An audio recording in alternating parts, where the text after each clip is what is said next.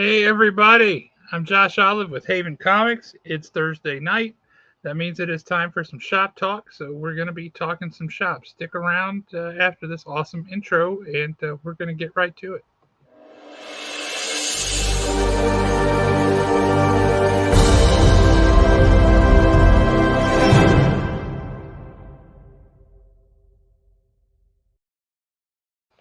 And we're back.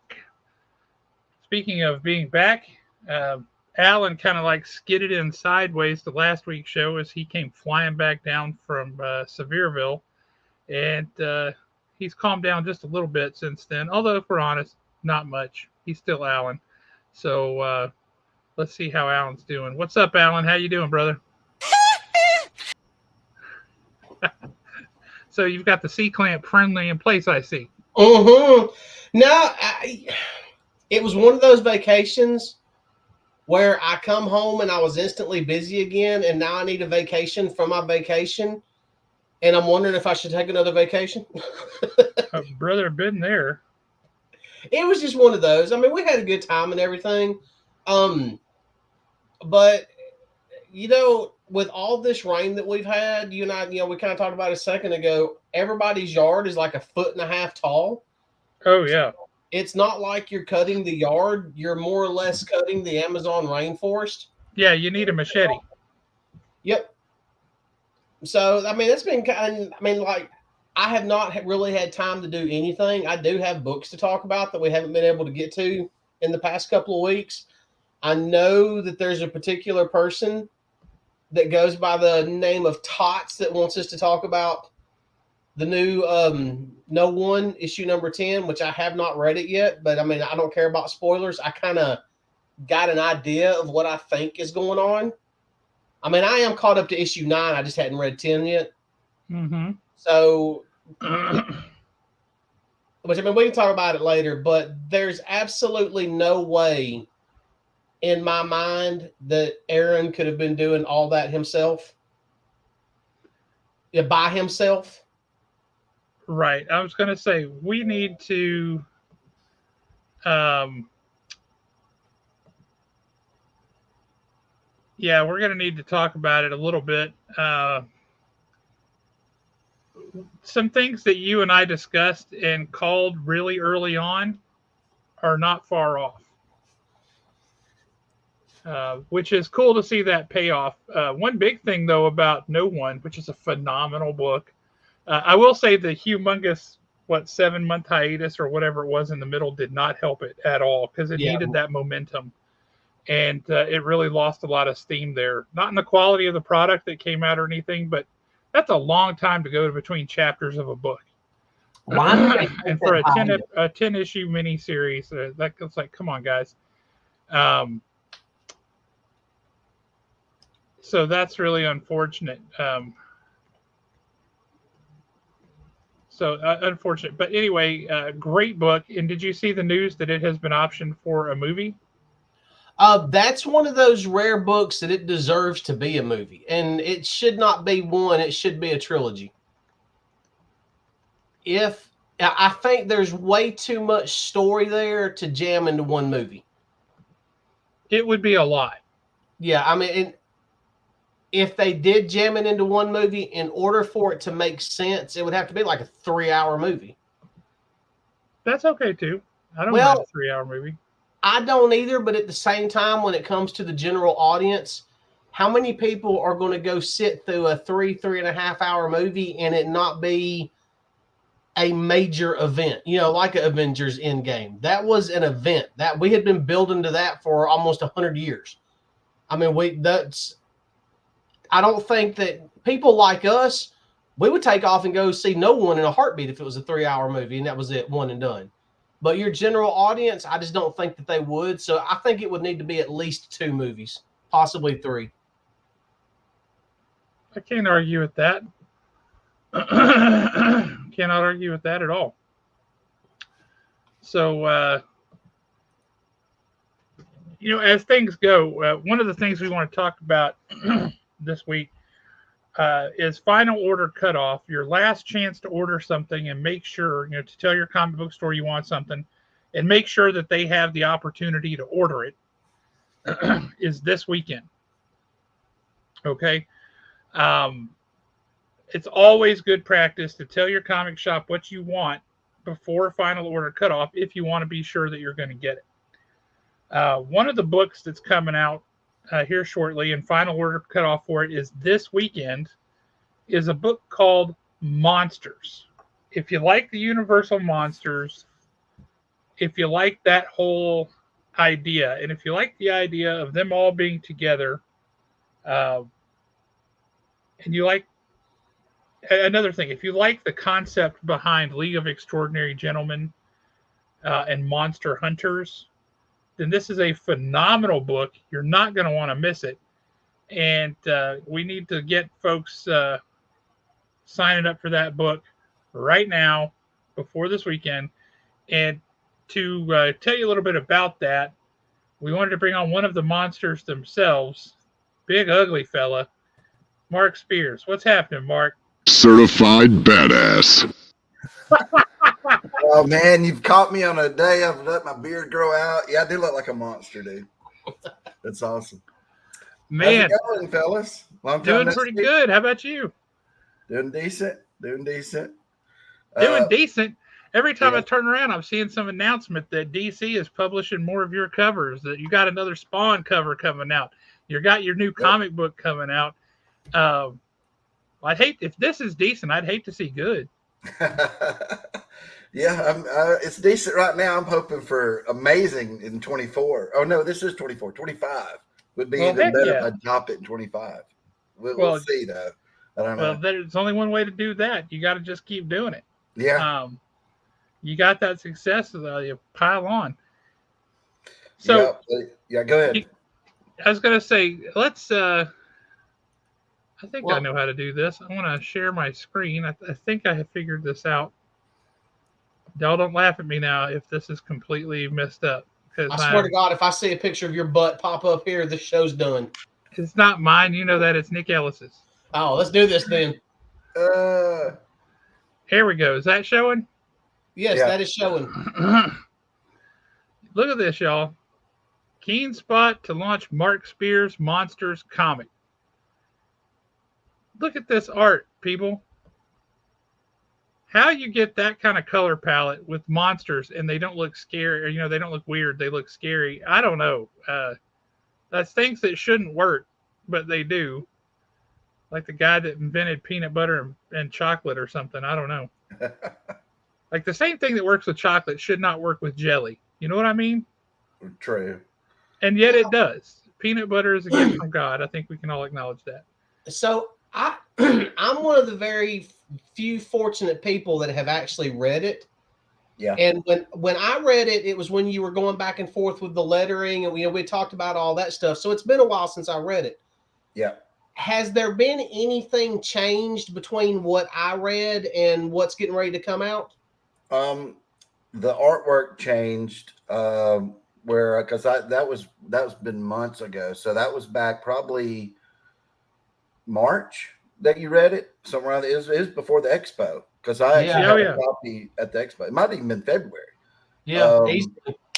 So I had tons of time waiting while I was deciding who was going to print up the Kickstarter editions to keep going back and redoing artwork that I didn't like. So it's the same stuff. It's just, you look at something from February till now, you might see, oh, I see he added this in the panel, or he worked on the hair more, or worked on this or that. So I believe when you read it, I had the scene, the flashback scene as in color.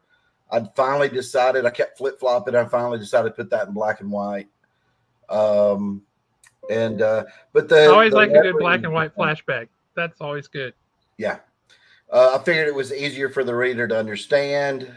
People love the trading cards that are in black and white. So I thought, okay, I'm going to do that. I'm just going to, even though I colored it all, I said it was very muddy because of the reds I was using. It just, the backgrounds and everything. I thought, well, that'll help that if it's black and white.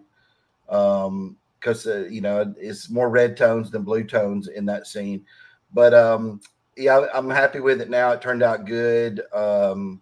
There was some problems where it's all visual, though, the differences. There were times where I was like, oh, should Dracula's eyes glow? Should they not?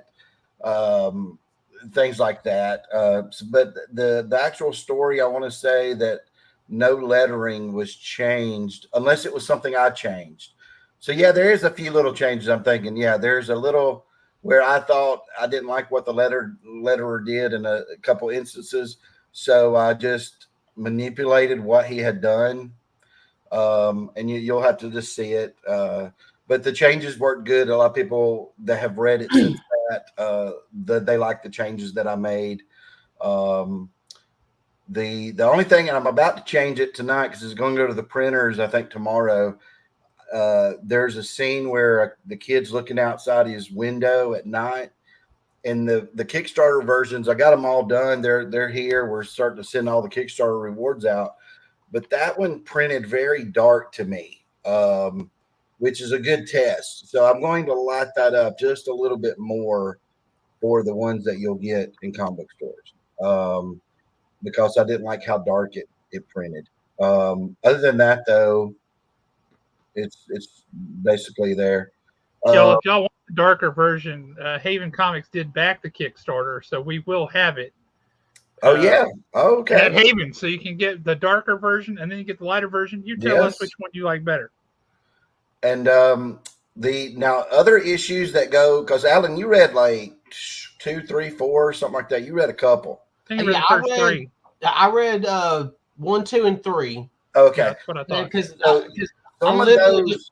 I literally just pulled up the email so I can tell you exactly what it is. is. I'm not going to lie, 4 is where it catches fire.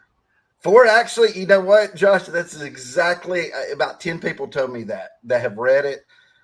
Even the Kickstarter. It's like solid. Yeah. Boom. They're saying They're saying, and it's not a twist or anything really. It's just that's when it's like we're finally at the peak of the roller coaster. Now we can start the ride, right? Where it's going down and circling around, doing all that.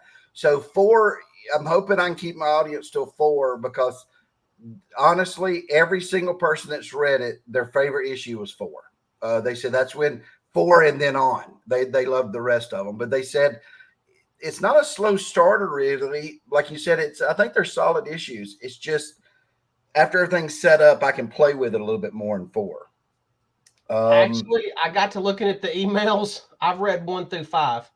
1 through 5. Okay. Yeah. Because I believe you even said that, Alan, about the kids. You had talked about when the kids show up, that, you had like that. It was kind of like Goonies or something. It's it felt kind of like a Monster Squad. Yeah, Monster Squad. Yeah. Okay, so it's starting to come back to me more now. When coming back, really, back to me now. When I originally read it, in issue 1 or issue 2, I think it kind of ends up in both issues the way that you did it. But the hallway scene where Slayer is fighting his way down the hallway, there was no quote unquote sound effects to it. There was like no swoosh to it. That had not been added yet. No. I loved the way that looked and felt with nothing there. Like it was just dead silent. Yeah, there is I want to say overall, I will look at it as an issue basis. Right now I'm looking at 1. I believe everything's good in 1.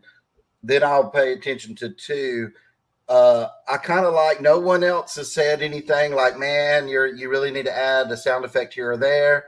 After the Kickstarter versions, I'll let y'all see those because they're a little different. I did add like there's ones that y'all haven't read where someone's like getting choked way on like in number 8. And I didn't have a good sound effect. So I just actually took it out of another one, put it there because, I didn't want to have to do the lettering myself, but, and it worked. And then the letterer, I still have like, since I paid him, he can go back and revise anything, that was in the contract thing. So I might have him go back in there and touch a few things up if I see it later on, but there's nothing really I needed to add. I was thinking about that today.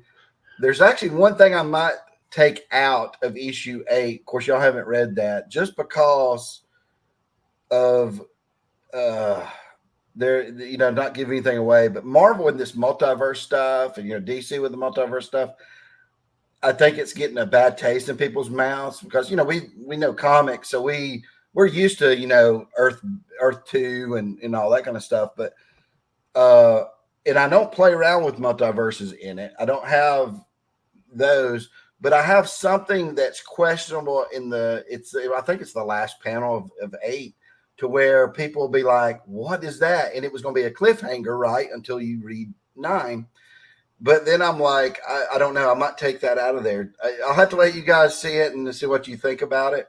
I'm really curious about it now. Yeah. Well, but for anybody who doesn't know what the story is about, let's give them the elevator pitch for the basic story. Okay, so I look at it this way. So I saw how you pitched it. I look at it. I know it's called Monsters because that was an easy title to come up with, but it's more about. I would say it's more kind of superhero, because the Monster Slayer is kind of like a superhero guy, like a Batman, Zorro, whatever. Maybe more of a pulp figure. And then I would say the monsters are in it, but they're actually very secondary, right? It's not you're not going to pick it up and read all 8 issues and say, man, it was, the Wolfman's in it every issue or Dracula's in it every issue. I wanted to take those monsters, which I do like, but actually turn up on its head where you would be thinking it's going to be one thing. And then I'm going to hit you with something else. Well, you did a great job with that at the end of the first issue. There's a little twist there. Yeah. Where you're like, okay, this is going this way. This is going this way. Oh, that was foolish. Don't know why they did. Oh, there was a method to that. Holy smokes. That was such a great reveal. It was such a great twist. I really dig that in the first issue. And I do want to, I'm hoping to keep doing this from 9, 10, 11 and on going to where I am going to revisit that same night in a flashback to go actually a little bit before that. What was happening in those other rooms. So hopefully the story will keep going and I can keep doing that. But it's a mashup to me of, if you like 80s, if you like the 80s cartoons, because basically I have like a Master of the Universe. I'm a fan of that. I'm a fan of G.I. Joe. I threw them in a bucket. I'm a fan of $6 Million Man. I threw that in a bucket. I'm a fan of the Incredible Hulk. Threw that in there. So all these 80s shows and cartoons and everything. And I was going to ask, what was the impetus to set the story in the 80s? Did you just want to get away from everybody has a cell phone in their pocket? Oh, yeah. Or is it just because the 80s was incontrovertibly the best decade? Both, basically. To me, if you said, hey, Mark, I'll give you millions of dollars to go make a movie right now, I don't care what movie it would be, I'd want to set it in the 80s. One, I think the late 70s and the 80s was the best time period for movies in general, right? When they were set currently in the 80s or 70s, right? Like, Rocky, Halloween, even Star Wars. Predator, RoboCop. But even Star Wars back then had an 80s feel to it, a late 70s, 80s feel, the whole technology and everything. So, yeah, I mean, you can't beat the 80s. So that's why I was like, if I'm going to do something like that, I'll set it in the 80s. Plus, anything with horror related to it, it's scarier in the 70s or 80s. Because like you said, there's no cell phones. Serial killers were getting away with whatever they wanted to back then, right? There's no DNA testing. It's just it was a scarier time. And we all three, lived through it. It was a time where you'd go to school and they're talking about the Cold War. They're talking about, a child. There's a tornado coming. Hide under your desk. Yeah, there's a nuclear bomb. Yeah. Hide under your desk. Under your desk is the safest place in the world. Yeah. It was so it was a lot of weird, different things happening back then. Of course, we'd all drink out of hose pipes, right? When we want to drink water, you didn't have filtered bottled water. So it was a weird, different time. One of my favorite memes about that is when it says, my kids asked me what it was like growing up in the 80s, and I said only the strongest survived. The rest ended up on Unsolved Mysteries. Yes, it was kind of like that. I mean, it was a fascinating time, and it was It was totally different than any other time in history. You forgot one key part of the 80s that was absolutely critical, and I mean critical, to the overall cultural zeitgeist. Cocaine? Ninjas. Oh. Cocaine ninjas. Ninjas, man. I mean, you remember when that store opened, when they opened Madison Square Mall, and that whatever that Yes. export store opened? Oriental Way. Yeah, and you could go in there and get throwing stars and swords and katanas and nunchucks and all that. My brother used to throw those throwing stars at me. I'll just tell y'all right now. I've got more than one scar from them. But yeah, the ninjas, man. Well, that was a thing back then, right? That's why everybody loved Storm Shadow and in G.I. Joe. But there was ninjas, like Enter the Ninja. There was a lot of movies, from American Ninja. American Ninja. I was just looking at that the other day. I was looking at some ninja stuff because of the comic, and I was like, that was a big thing in the 80s, right? It really was. Not a thing anymore. It was like a big thing. If someone had a throwing star, you were like, oh my gosh, how'd you get that? It was something else. And it was a different time. Of course, you had Karate Kid and stuff like that coming out, so there was more focus on karate. Top Gun. Ninjas. Yes, Top Gun. Oh my gosh. Iron Eagle. So when something hit back then, though, it was a cultural hit, right? Like it. Yeah. I remember going to school for a year or two, and people would refer to Top Gun, right? Everybody started getting nicknames and stuff. Okay, right now, just to parallel that, Wolverine, Deadpool will be the biggest movie of the year, right? Easily. Maybe even the biggest movie of next year. $438 million opening weekend. I heard they've already popped 540. Wow. They're going to be the fastest movie to $1 billion, I think. Yeah. But with that said, it's like, will it affect the culture? I don't think it does as much because there's too much competition now, right? Yeah. You've got YouTube, you've got video games. Because back then when we liked a cartoon, right? When you liked G.I. Joe or Transformers, there was 3 channels. Well, 4 if you count Fox. I mean, that was it. So it was I think it was different because of that. So again, you said something a second ago, and it kind of got me to thinking, and we might get off, I mean, kind of bringing us back to topic a little bit as far as Monsters itself is concerned. You said that if you made a movie about anything, it would be set in the 80s. Yep. So we'll use Monsters for example. If you was to turn that into a movie, what 80s horror movie would it be modeled off of? Would it be like a hardcore, the Town That Dreaded Sundown that came out in the late 70s, or would it be more of a Jason Voorhees, Alice Cooper, he's back behind the mask type horror movie?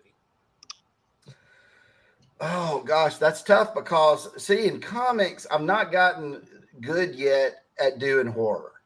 Even though I draw monster stuff in storytelling, one thing like you was talking earlier about my colors, to do horror really well in comics, it needs to be very, very low light, right? You need to have a good overall tone to the book, to make it scary. And I don't think my stuff is really up to being scary yet. It's I don't think it's that. I really don't. I think that could be an element, but I really think it's the building of suspense. Yes, yeah. It's the building of suspense and the tension that makes you like, oh no. And comics is harder to do because one, there's no sound, right? Sound, it builds a lot of, that's how you get jump scares, is sounds. Tension you could still build. I studied a lot of Hitchcock and stuff like that to try to figure out, what's the difference between suspense and what was it, like a mystery or something like that. He said, but if you put the bomb underneath the desk, but but the people in the scene don't know it, that's tension, right? That's like, oh my gosh, what's going to happen? So you'll see those effects in my comic. I try to do things like that. But I don't really have as much horror as like a EC Comics book or something like that. I got something to open here later. wanted if to. Monsters was Yeah. was ever turned into like a TV show or a movie, I don't think it would be. It would be classified as horror, but I think it would have a tone of more like PG-13 kind of thing. I Drama, don't think it would suspense be. kind of thing. We remember the movie I would, Silver Bullet. Silver Bullet was classified Silver as horror. Actually, that would be perfect example. Silver Bullets, right? Yeah. How that, which the movie is good, but the whole setup of it is exactly. It's more that the Monster Squad is more jokey, funny. Yeah. Where Silver Bullets is taking almost that same concept about kids and a werewolf and made it more serious. So yeah, I would think it's more like it would be more like a Silver Bullets. But again, there's so many there's so many components to the Monsters story that I can see why a lot of people passed on it to publish it, because it is a mixture of so many different things. It's hard to sit there and pitch it. It really is, because you're like, well, there's a guy with two heads in it. There's a robot in it. There's Dracula's in it. There's a Frankenstein in it. And The scariest part of that whole book, that first issue, is that kid looks out the window. Yeah. That's the freakiest part of the whole book. That freaks me out. I did not like it. Yeah. I was like, no, this is bad. And that was the most fun. When the kids when it's more revolving around the kids, revolving around them, I enjoyed more. That's why 4, I think it picks up, because I get the kids more involved, which I really like the kids, and I really like the 2 cops. And then it would go like, of course, Monster Slayer is so fun, and then the monsters themselves, which I have a better overarching plan for them down the road that you'll see. But I did not appreciate that opening panel either, by the way, if we're just going to be real honest. I didn't think there was anything wrong with that opening panel. I know what opening panel you're talking about. That's because it just reminded you of you. It was like the horrible mishmash of you and me standing in our tidy whities in front of the mirror brushing our teeth. That's it. And it was like, no, this is a horror book. My God.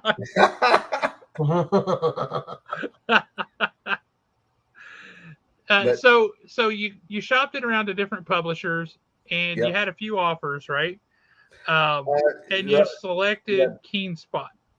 Yeah, basically 2 offers, kinda, sorta. It was basically 1.5 offers, I guess. Silverline, which I love Silverline stuff, but they're just now getting into Diamond and previews, right? So that was an offer there, because Roland is a really, really great guy. He was going to help me do it there. Keen Spot, but it was some convincing for both of them to try to even get them 2 on board, Ken Spot or Silverline, which now it's become they're just sending an email today through Diamond. You might have got one. Maybe it's just to people who haven't ordered. I don't know, but it was saying how it's the biggest selling book ever for Ken Spot, and talking about the FOC and to make sure people get it because it's going to be a big book, and actually showed interior pages and all this from Diamond. So that was really nice. I'm hoping that actually maybe doubles the orders that we might have. So, it was tricky. I went to people with a book that was already finished and said, "Hey, I got this book," and it's going to be sweet though in the end, where a lot of them who passed over it will I think they'll regret it. I was talking yesterday to that guy. Who was it that you put me in contact with, Josh, from South Carolina?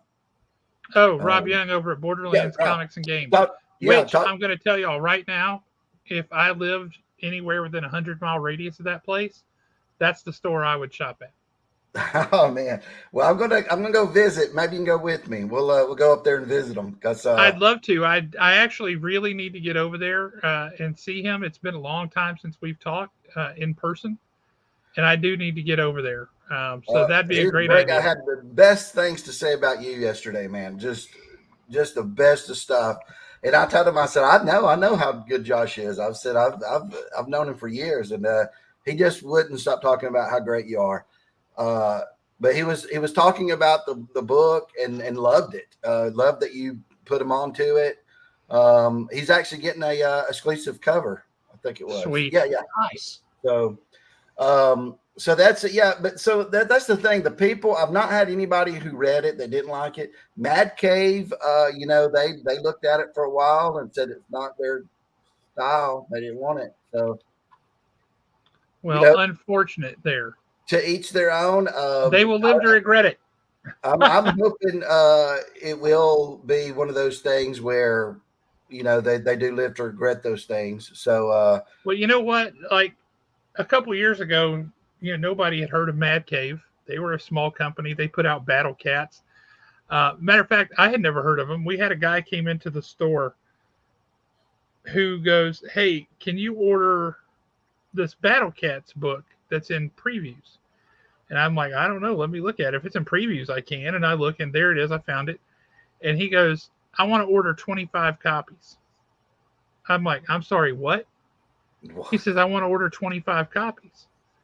And I said, "Okay." And he goes, "I got to tell you the story. I met these dudes at a convention, and I just thought they were the coolest guys, and I want to support them. Wow. So I want to order 25 copies." And I said, "Okay, that's showing your support for sure. Great job." So they come in, and he walks in the store, and he says, "I want 2 copies, and I want you to give the rest of them away to people that you think might read it." Wow. That's just awesome. Because they were so cool and so nice, and he wanted to support them. I mean, you can't get better than that. It's one of the coolest stories I've ever encountered in comics. And we love Mad Cave. Don't get me wrong. Oh yeah. But a couple years ago, nobody had ever heard of those guys. I'm hoping one day to the connections I've made over there. Now I'm hoping to one day do something for them over there. But yeah. So yeah, I'm not talking bad about anybody if they watch this and think, "Oh man, no." I'm just saying that. Well, no, what I'm saying is, what I'm hoping is, a few years ago nobody had heard of them, and now they've got a lot of traction and they're doing great, right? Right. Maybe right now not a lot of people know Keen Spot, but that's got to change somewhere, right? Oh yeah. Maybe this is the book that puts them on the map. Yeah, that's. I have talked to some stores that said they do not usually get Ken Spot's books in their store, but they're going to get it now because of Monsters. So I think that will. So I'm glad they took a chance to do this for me, to go in with me on it, and to where I hope it benefits them. It's benefiting me to get it out there. That's what I wanted. But it's it's just a different. It's an odd industry, right? Where Very. You could sit around going, "Wow, don't have any work this month. No one's giving me any work." And then your book, like Lobo, pops up on that Action Comics, pops up for 3 weeks, was one of the top 20 books trendy, right? Oh yeah, and still is. Yeah, it's still doing great right now. I think it's still keeping its like $50 value. But then you'll have people. I'm gonna need one of those comps, by the way. Okay, I got some. Because we don't sell that much. People that will not reach out to you for work because like I've not done anything for Mad Cave. They've never asked. I showed them my stuff and said, they've never even inquired about my rates or anything like that. So I think it's a preference thing, right? So when you're an editor at any place, Boom's the same way. I did Power Rangers, but I haven't done anything else over there for them.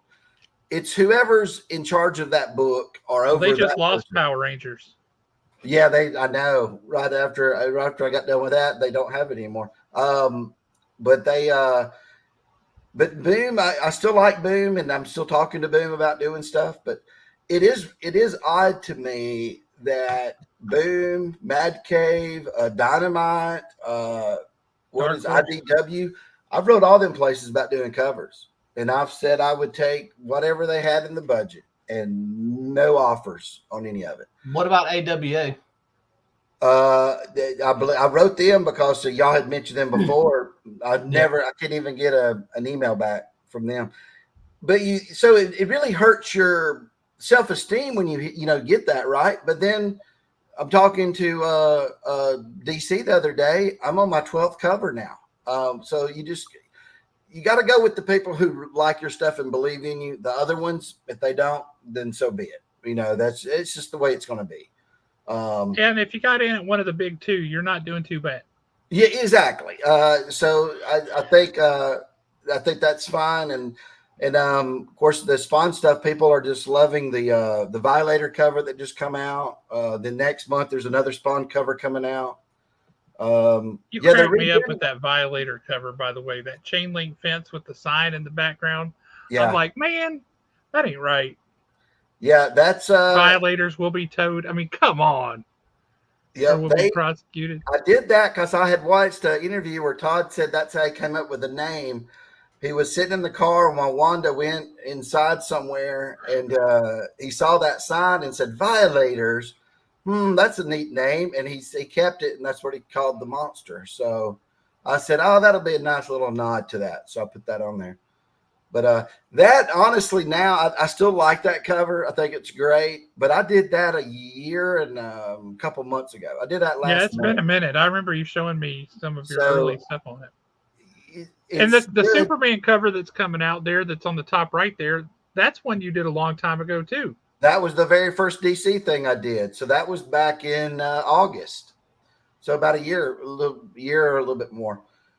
So I do hate some of that stuff comes out so late, and I think I've gotten better since then. But it's just the personal preference, I guess. Go back to look at that that Green Lantern War Journal cover. Holy smokes, that is just man. Yeah, they actually had trouble. I guess I don't know if there's other people at DC that have trouble, but they have trouble printing my covers because of the colors. So I believe it. I'll get emails saying, hey, Mark, can you touch this one up? Because when we turn it to CMYK for printing, it washes this part out of this. So I have to tweak the colors a little bit to make sure it's going to print good. Yeah, show people the Hunter there in the middle. Now, is that another one that you did I like that. That's cool looking. I did that, a little Blu-ray for Severin. I do stuff for them. That right there, that's the Hunter from the Monster series. Yep. So that's the guy who's going after Dracula and the werewolf and all this kind of stuff. Yep. I call him, they refer to him as Slayer. He's a monster slayer. Yep. So he that's from a page that got redone. I think that's issue 2 or 3. I'm not sure. I think 3. That is so cool looking right there. Oh, yeah, that cover was fantastic. Yeah. I mean, no wonder DC's loving these things. Can you pull up that Lobo cover he was talking about? I'll think about it. Let's see. Where was it at? There it was. That was my favorite cover I ever did until the recent cover I'm working on right now will blow that out of the water. I don't know, man. The Superman's cape tucked in as the napkin. You'll see. It's fantastic. Because I do love that one. And everybody else did too. But I'm like, there's things you learn after you do one. You're like, oh man, I could have done it this way and it'd been better. So I'm always getting a little bit better every month or so. I think there's never that's a goal, right? Cover and I'm thinking, oh man, that's not my best work. That right there sure leads into a topic. Oh yeah. Man, I don't know about what's happening there, man. I was excited that day, but then I'm like, but is this really going to be Dr. Doom? Are you not going to put Dr. Doom on the screen? And I don't know. My son was so happy, but I was like, you want that? I will be happy if it's actually Dr. Doom. Because I think Robert Downey Jr. is a phenomenal actor. He absolutely has the chops to play all kinds of characters. If you've never seen the movie Heart and Souls. Oh, that was a great movie. Go back and watch that movie because it's him and these ghosts who are attached to him and then they finally find out that they can actually like possess him for a bit. And then, yeah, he's acting like And you them would too, swear when you're watching that movie, you would swear that that's exactly what happened. It's not him acting; it's this other person.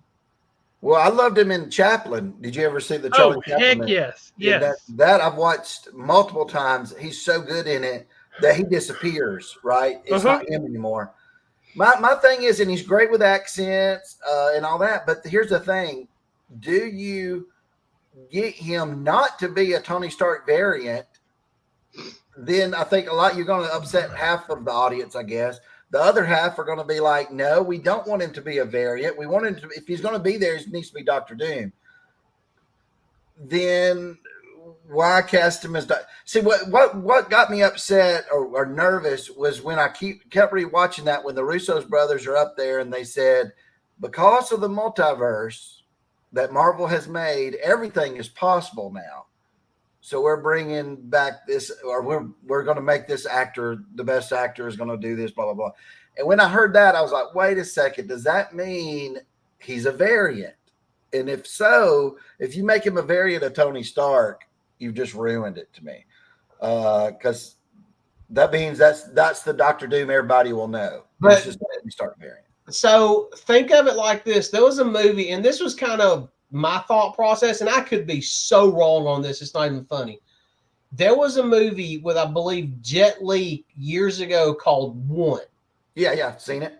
Yeah. And it was basically he was going throughout the multiverse or their version of it to gain their energy. Yeah, and every time he killed another version of himself, he become more powerful. Yep. So they could have in this, this particular Doom is from the multiverse, and he's now going through wiping out all other iterations of himself. So he is the one true Doom, because that would be a very Victor Von Doom thought process. No, that's fine. But if you have him be a variant of Tony Stark, it messes it up.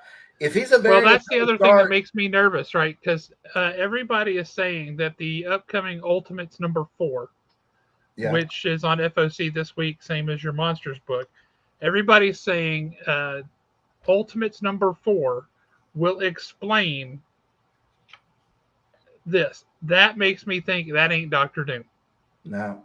Because Doctor Doom is Victor Von Doom. It is not Tony Stark. Well, they even said his name on stage. The Russo's brother said, this is Victor Von Doom. But to me, he's just taking on a moniker then. You know what it reminds me of? It reminds me of when they did, back in the days when we were young, they did that Heroes Reborn, right? Liefeld and Lee, right? And they could change it up whatever they wanted, right? And that's what this reminds me of. They're going to change up Doom, make him link to Tony Stark. He'll be a variant of that. And that's okay for a story. That's okay for these two Avengers movies. But basically, they're saying we don't really care about Doctor Doom enough to keep him around because, they're going to kill him off in these two movies, I'm sure, or something. But it's just why? My question, though, is he in the new Fantastic Four movie? I think it's at the very end as a teaser, or maybe he's behind the scenes. But as far as I know, he doesn't even probably come from that universe, because that's another thing that's odd to me too, guys. Y'all around this more than me, but you're putting Fantastic Four in its own universe, right? I understand that because they've already got everything going, but it's a world of the 60s, but it's actually 2024, but the 60s technology of today. Like Fallout was. If y'all watched Fallout, right? Yep. What? I mean, I love the retro stuff. I love the retro logo. I love the retro concept art. But actually put it in the 60s then. The Fantastic Four could age differently because they all got hit by those rays. But here's my thought process on it. They've got a lot to fix. And the reason why they've got a lot to fix is we are never going to get an ultimate conclusion to this Kang storyline. No. Where all of the timelines fractured and everything else. So they've got to figure out a way to draw it all together. Plus, they've got to introduce X-Men. They've got to bring in. I mean, the MCU. Well, they're talking about that in the new Captain America movie. I think it's that or Thunderbolts. I think it's Captain America, where they're finally going to get around to that Celestial in the middle of the Indian Ocean. From he's going to have the adamantium. That's the source of adamantium. But okay, what the Kang thing? They must not have had a good plan, or you would recast. That's my heartburn, right? Of all the roles you could recast, they showed 5 bazillion Kangs at the end of Quantumania, right? They didn't all look alike. Like Immortus. Immortus is Kang, but he don't look like Kang. You could cast somebody else's Kang. I'm sorry, there are plenty of talented actors out there who could be one of the variants of Kang. Make him more comic accurate, where he's got that blue face on. Make him CG. With just on the face part. You have to. Something's wrong here, and I mean you can kind of spot it. Basically, this is it. They have some guy calling these decisions. I don't know if it's Iger or who, but they basically sit there and said, "Look, Marvel's tanking. Our Star Wars is in the dumpster already. Marvel's going that way." And they said, "How can we fix it?" They said, "There's only 2 things we can do to fix it." Whoever suggested this. Bring the Russos back and pay them whatever we can to get them to do these movies because no one else wants to do them. And then let's bring in the guy who is the Marvel Universe, Tony Stark. We'll bring in Rob Downey Jr. And then what's his name? Chris decides, hey, I'll be in it again if Robert's coming back, right? So I'd already heard that Evans is coming back. So, but that's not fixing the things, right? That's just going back to the well again. I mean, y'all lived through these comics too, right? You owned a store at that time, Josh. I don't think you owned a store during that time. Those were not good selling comics that they were making the stories of.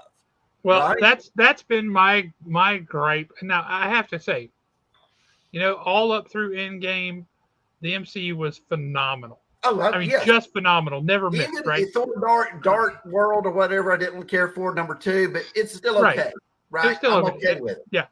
But here's my thing, because this is where I thought they were going to get into trouble, and I think that's part of what they have gotten into trouble, is they had all these decades of source material for boots on the ground kind of stories, right? Yeah. Street level stories. And they had all kinds of stuff that they could do with that. But they bypassed all of that and went straight to cosmic. Yeah. It's real easy to go from street level to cosmic. It's way harder to come back. Yeah. Because all the stories are, it's life or death for the whole universe. It's entire galaxies. And now, how do you go back to thinking that a dude with a gun is a threat? Right. If everything is out there huge that they have to assemble everybody on Earth to fight, then how do you keep doing these movies where it's going to be, like they're doing the Daredevil show and stuff like that? He's just going to be, in the Hell's Kitchen or something, I guess. But it doesn't make sense. Yeah. To me, though, I remember in the 80s when they just changed the costumes and we were having like a fit, right? A black suit Spider-Man, Gray Hulk, they had all these different ones and we were like, but I still liked it because it was for a short time, right? Well, and Wolverine went from, he went through his brown and orange phase. Yeah, brown and orange. But it was all for a short period of time. But when you started changing up these characters, getting rid of them, that doesn't make sense. It would be like if DC actually had some good movies, right? Say for 10 years they have these awesome universe. Then you go, let's kill Bruce Wayne. The actor wants out. We'll kill him. New actor takes place. Why would you do that? But you just did that with Iron Man, Chris Evans, Captain America. You're replacing those characters. Have them still in there. They're just not doing anything, right? Have Iron Man off screen, Captain America off screen. But they wanted to replace them. and I don't know why. It doesn't make sense. Well, it's a different thing in the live action movie world because real people age. Comic book people don't, right? Yeah. You get attached to the version of somebody, right? Chris Evans, he is Captain America to me. He is Steve Rogers. Yeah. And no matter what you do, you could put in a guy that looks a lot like him. It ain't gonna be him. But the thing about Chris Evans is he's still young enough. He could have played Captain America for 10 more years without it being too bad. The problem was they took 10 years to build these characters and build these stories. Then there was this big, massive payoff with Endgame. And it was almost like they did not have a plan for after Endgame. So they just started throwing every single possible character down our throats they could. Yeah. Minor level characters, too. Not up there in the tier 1 characters. We're talking about obscure. Moon Knight, is not the big, huge character. Hold on now. She-Hulk, I mean, the thing about She-Hulk, though, is, and I'm not defending that TV show, I'm defending the character. That TV show was based off of the sensational She-Hulk comic book. Oh, yeah, where you break the fourth wall, the John Byrne stuff. Yeah. That, honestly, for what they did in the TV show, it was absolutely perfect for sensational She-Hulk. Right. But if you're going... people didn't get it. Right. Well, there was also a reason that nobody liked... I mean, sensational She-Hulk was not a great selling comic. It really was. I'm not based it on comic sales. I'm going to look down through there and say, what's the next best-selling thing after Iron Man, Captain America? You don't go with a character that had restart their books over and over. Calm down. But look, there's also another problem. They didn't own the rights to X-Men or, of course, Spider-Man, but they worked that out. But that was part of the problem too, right? That's why Fantastic Four has to be shoehorned in later because they didn't have the rights to them. Well, Fantastic Four certainly should have been one of the first movies. Look, y'all read Infinity Gauntlet back in the day, the original one, right? The one where is Silver Surfer, Thanos, you had Adam Warlock. Man, that battle was amazing with the Hulk and Wolverine and Thor. His hammer gets thrown and becomes, the alter ego again, Blake. But of course, they left all that out in the movies. But what I'm saying is that would have been better. I would love to have seen that big battle where it's Thanos versus everybody. Really, we only got Thanos versus the Guardians of the Galaxy, Spider-Man, and Iron Man. And I love that. I love Infinity, whichever one that is, Infinity War. But it would have been so much better in Endgame to have that. And they didn't give it to us because they didn't have Silver Surfer, right? They didn't have Adam Warlock hadn't been put out yet. And, of course, that Adam Warlock's a lot different than the comic version. But my thing is, though, you've got all these great properties now. You got the Fantastic Four, you got the X-Men, and you got what's remaining of the Avengers and stuff in the MCU. So what do you do with all that? I think they're going to have to just do Secret Wars and then restart. Like, how they restart with number ones. It's going to have to redo everything again and put everything in one universe. DC did that, didn't they? Remember after Crisis, everything was in one universe. Mm-hmm. And then you'd have, because you don't want it to end where Professor X is sitting there talking to Mr. Fantastic saying, well, maybe we'll see each other again one day. I don't know. You're in that other world over there. See you later. You got to have them in the same world so you can have these cool team ups if you ever need it. So I think after Secret Wars, it resets. And the Secret Wars that they were referring to on stage is the original Secret Wars with the Beyonder. And you remember that one was the one where Doom tried to hijack it and all that. So if that's the Doom one, was awesome in Secret Wars. Right. Let's be honest. The Russo's brothers said that's what made them love comics when they were younger is Secret Wars, because that was a big event when we were growing up. Huge event. Yep. So if they stick to that, and then after it, when everybody's there at that planet, then they just somehow populate one Earth after that. The timelines, man, I've watched so many videos on this Deadpool Wolverine timeline because it's just blowing my mind. After I saw it, the nerd in me just can't go, how is he at 616? That device doesn't let you do that. And then I'm sitting there going, how is Logan dying in the future in 29, but now it's 24, so there has to be two Wolverines there. It's all messed up, right? Everything's all messed up with the timelines. You know what it is, though? Pure awesome. I like it, tomorrow but night. it makes no sense whatsoever that part. And I'm sure someone mentioned it to him, and they said, "Who cares? It's a fun movie," and that's what it is. But going forward, you got to fix this. When they added the 5-year blimp, I was like, that blimp sucked. That was a bad idea. Everything. You could not do that in a comic book, and I was like, that would ruin everything in a comic. How could you do that in a movie? So when that happened, I realized they're going to reset everything eventually. They're going to have to. So I think they have to because actors age. Exactly. That's another thing. They have to. Actors age, and there's only so much you can do with live action. See, I think Secret Wars should be the reboot. Secret Wars. Well, I tend to agree. Yeah. Whatever happens in Secret Wars should trigger. It spawns the reboot. Yeah, I agree, and I think that's likely possible.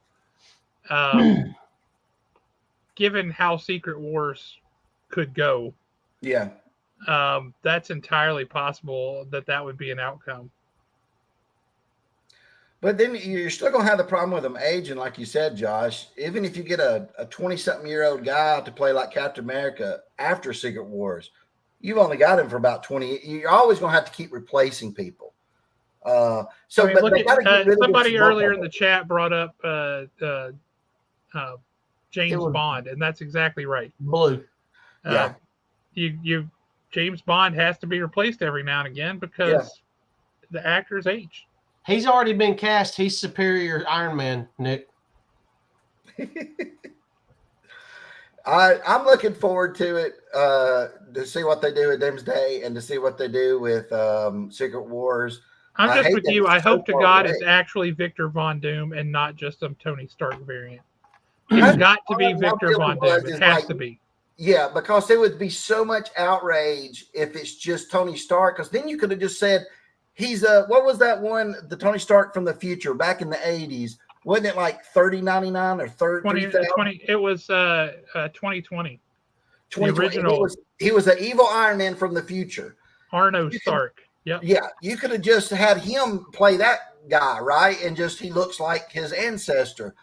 And made him do that stuff. So there's no reason to make him a Doom variant if he's going to really be Tony Stark. So I'm with you. I'm thinking they're going to make his face up, right? And it's just the reason they announced it is because we picked the best actor. We didn't pick the best actor who hadn't been in a Marvel movie. We said we're going to get the best actor. And did you hear right after that, I saw the next day, he actually auditioned for the 2004 Dr. Doom role at Fox. I did not hear that. Yes, that's look interesting. That up. What in the world is wrong with them that they cast the guy they did? Because I never liked that guy. No, in 2004, I liked him better than I liked the guy they had cast as Reed because that was terrible. Yeah, please, that movie was amazing, and you know it.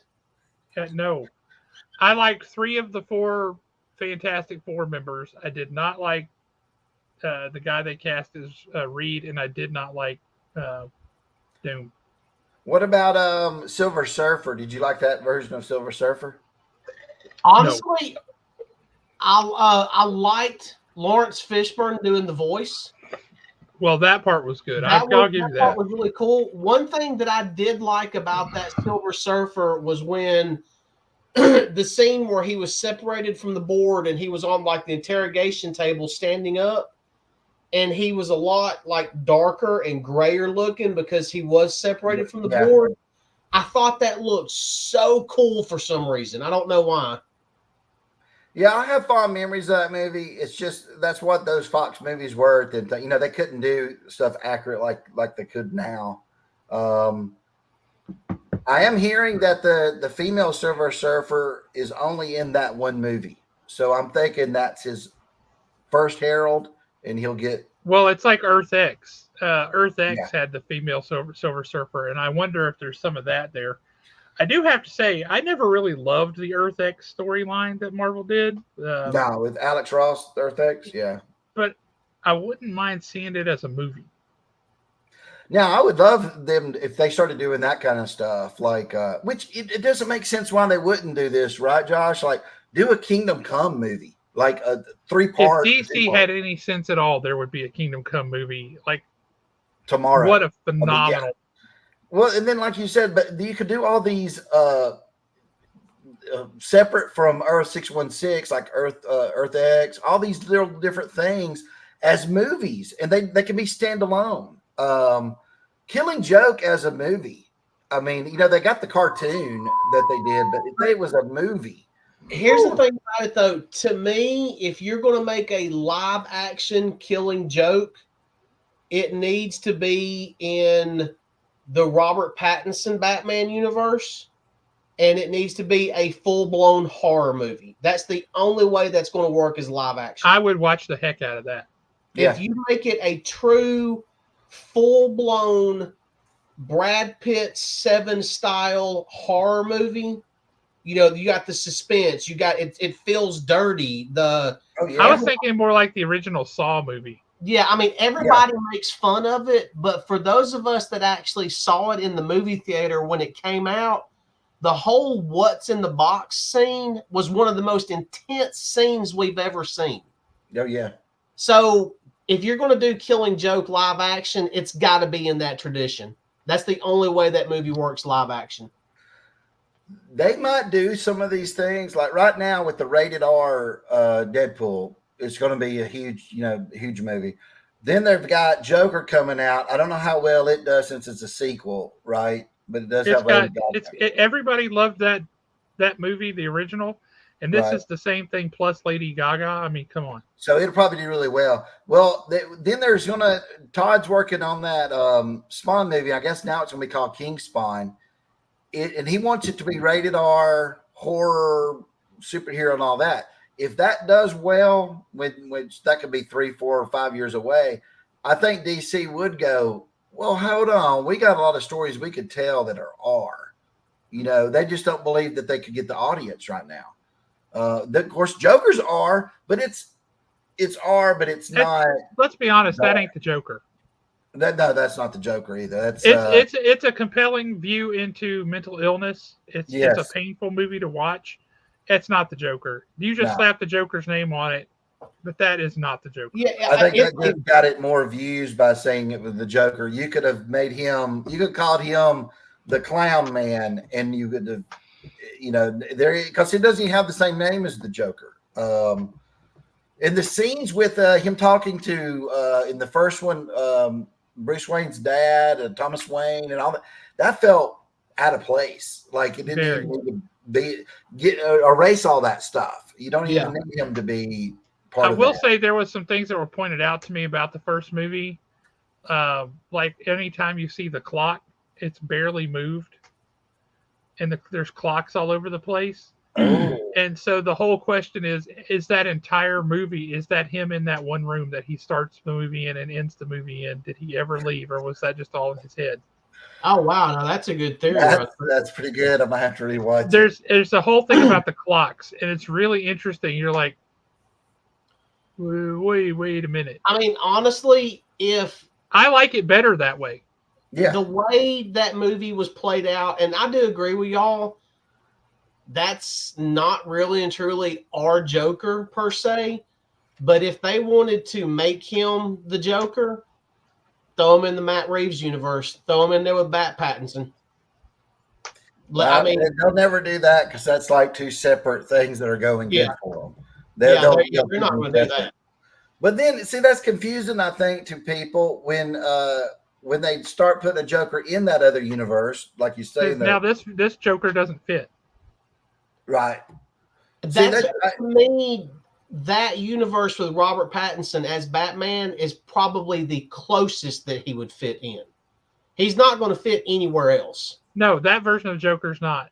It's going to fit anywhere else. I don't think he would fit in that either. I think it needs its own. And I'm glad they've avoided the Joker for the first movie because you can only go back to the well with the Joker and with Lex Luthor and with Doctor Doom so many times, right? It's like, does this guy have any other villains? I think that's why they've avoided Green Goblin in any of those Spider-Man movies, right? And thank God for that, because oh my Lord, the most overused villain. Well, of course, I said that, and the last movie had Green Goblin in it, but that was William Dafoe bringing him back. That was different, right? But yeah, I think that's a problem, especially when you reboot these franchises like they have with Spider-Man and Batman so many times. It's like you've already seen those villains, right? We've already seen the hero that so many times reinterpreted. And Superman, who's in the new Superman movie? Who's the villain in that? Is it Brainiac or? I haven't heard, to be honest. Oh, it's supposed to be Brainiac. Yeah. Okay. That's one thing Marvel at least is. I know Marvel has a villain problem. I say because I hate it when the villain has the exact same powers as the hero. They did that for a long time with Ant-Man. It was Yellow Jacket. With oh gosh, there's a list. They always had the same powers. I hated that. But at least like in this new Captain America movie that's coming up with Falcon, they're at least putting like the leader in it. They're putting Red Hulk in it. They're doing can you believe they're bringing the leader back? That's insane. I had always heard that he was going to come back, and he wanted to come back. And for this movie, that's odd. They even leaked the other day that Hulk is actually in the movie too. And I'm like, really? Not just the Red Hulk? No, he said, who plays Captain America? Falcon. What's his real name? If you hadn't asked me, I could have told you. I Anthony really Mackie? like him. Anthony Mackie. He's awesome. Anthony Mackie. I really like him. Sam Wilson, but that's Falcon.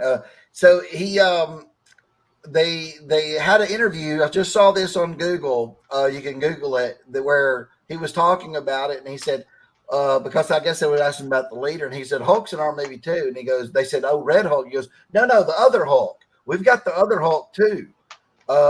And I don't know if that's just for if it's Edward Norton, I'm gonna pee myself. But it would be so much better if it was Edward Norton. I don't care what everybody says. Ruffalo sucked compared to Norton.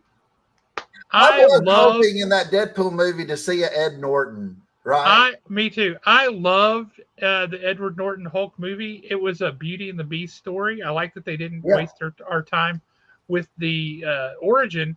They showed the origin in the opening sequence. Opening sequence. That's all you needed.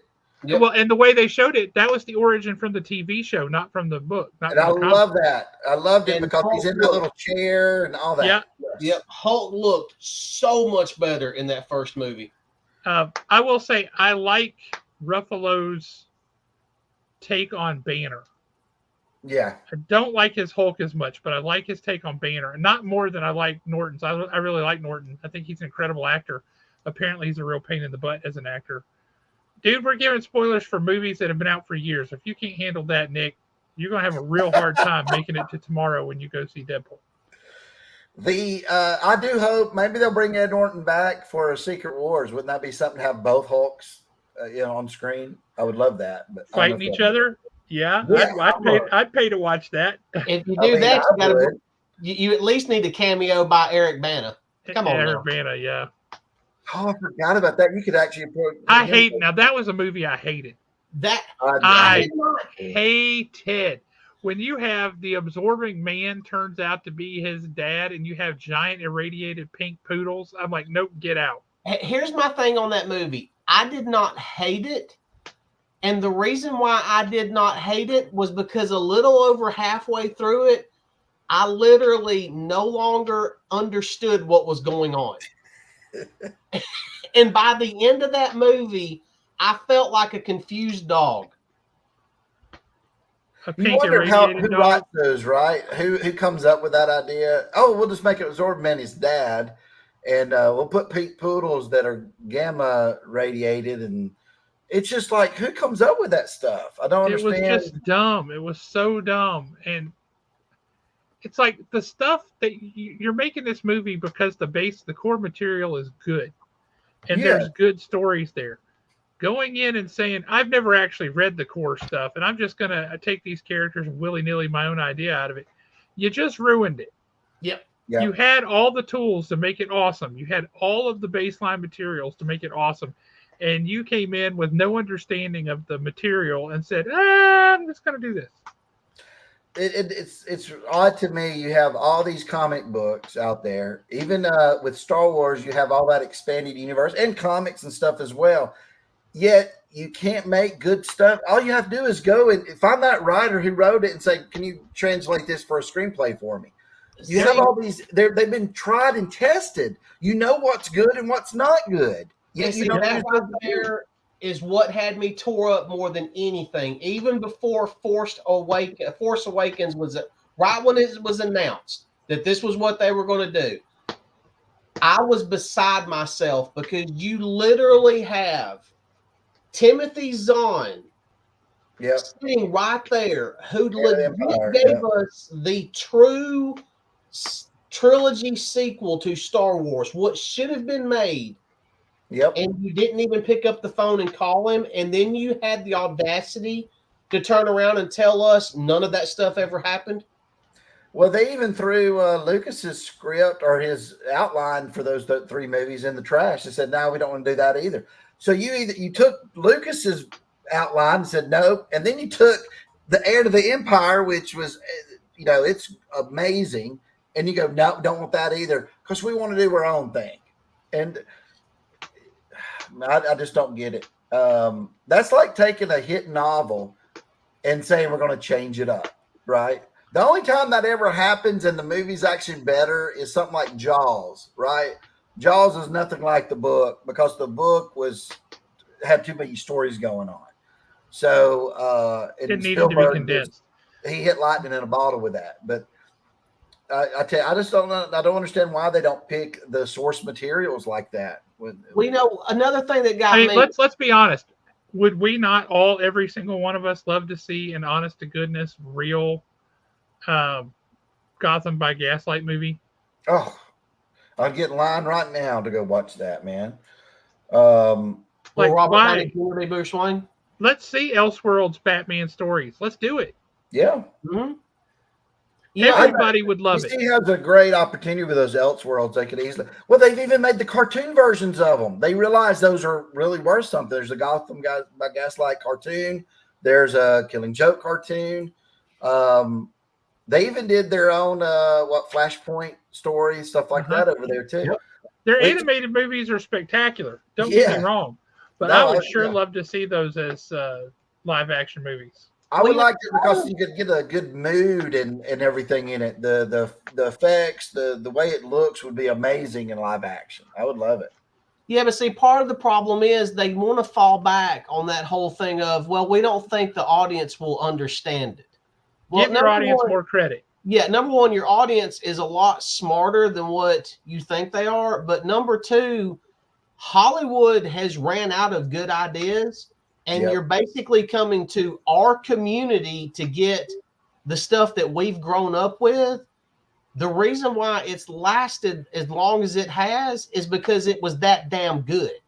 Yeah. So stop adapting it to make, just because you think your audience isn't going to understand it, and do it the way that it's supposed to be done, and it'll be even a bigger hit. I mean, the Russo brothers, they did, I don't like a couple of the changes they made with Endgame. Yeah. Like how they never really explained what happened. Like y'all mentioned, the 5-year blip. I don't really like that they were just gone. There was no explanation there. They could have given us an explanation. They could have done something. But other than that, no, y'all kind of destroyed some of this stuff. Well, I had heard the blip, the whole thing about it, because I kept thinking when we go, they'll bring them back right then, right? So like they haven't been gone, or we'll go back in time and it never happened or something. But it was all because of Iron Man's daughter. They wanted that was, like you said, the future. And they were like, we got 5 years where we can already say she's 5. Well, in 10 more years, we give her her own movie, right? So they're looking at it that way. And they're like, oh, and we'll kill him off. And then we got that going on. That just messed so many things up. That blimp. It just, so that's sacrificing a whole lot of stories to focus on one big, huge gamble of a maybe people would like that story. Yeah, Yeah. and I mean, nothing. I loved Endgame. I thought it was great. I was like everybody else, sitting in the movie theater, half in tears, half laughing, just blown away by it. But that explanation of a 5-year blip and it's just a blip and nothing else, to me, that's lazy writing. Oh yeah.